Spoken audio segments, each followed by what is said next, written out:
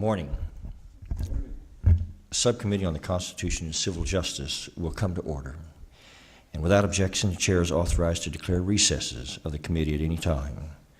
We welcome everyone today to this hearing. We're calling it the Ultimate Civil Right, examining the Hyde Amendment and the Born Alive Abortion Survivors Protection Act.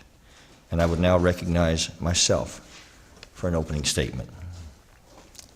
Today we will hear testimony on existing statutory language prohibiting taxpayer funding from paying for the taking of the lives of preborn children through abortion.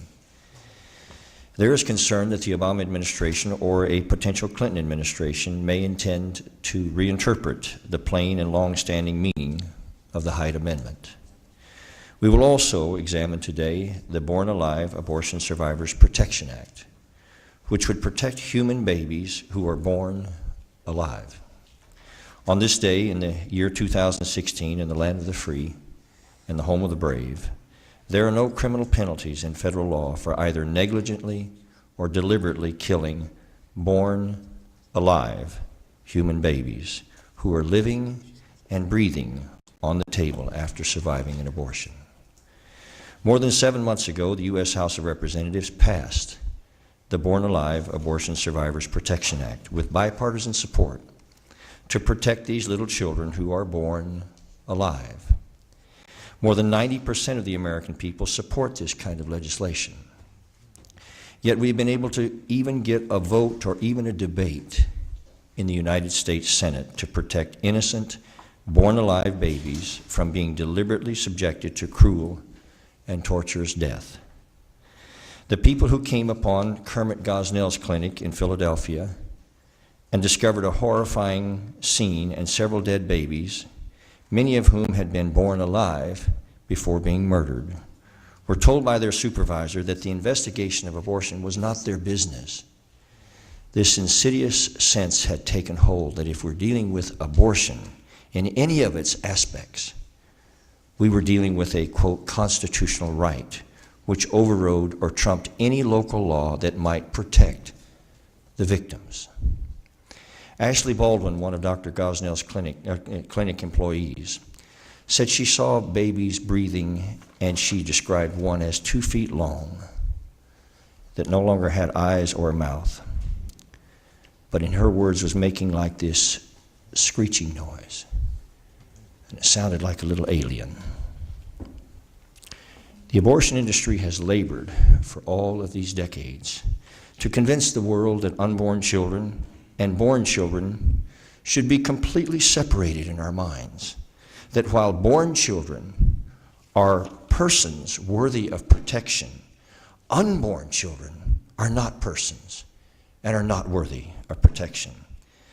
But those who now oppose this bill to protect born alive children suddenly have the impossible task of convincing themselves and the American people that a born alive premature baby that has survived an abortion is just a fetus that should be disposed of, and not a little human baby, not a little human child, worthy of our protection as a nation.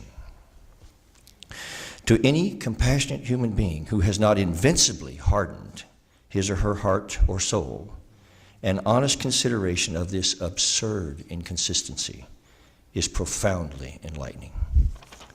And I would earnestly implore in this moment, in this committee, that the majority leader of the United States Senate, and I say this in the most personal of terms, asking him to hold in some form a recorded vote on the Born Alive Abortion Survivors Protection Act in the U.S. Senate to provide criminal penalties at the federal level to prevent monsters like Kermit Gosnell from murdering innocent, born alive human babies.